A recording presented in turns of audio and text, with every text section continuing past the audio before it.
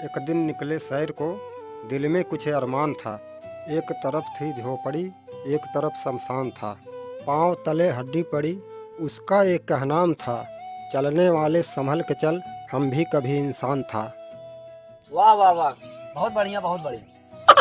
Hello, हाँ साथी, क्या हाल चाल है? हाँ भाई बोल यार, क्या बात है यार? बहुत परेशान सा बोल रहा है, क्या बात है? हाँ हाँ यार, वो क्या है ना, थोड़ा परेशानी ज्यादा है, प्रॉब्लम है, ऊपरी चक्कर है ना। कोई बात नहीं, तेरा दोस्त किस लिए है?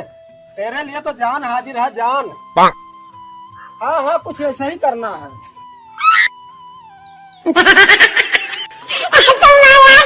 जिंदगी के बुरे दिनों में भी कभी हौसला मत छोड़ना, क्योंकि जिंदगी में बुरे दिन कुछ दिन के लिए होते हैं, जिंदगी भर के लिए नहीं।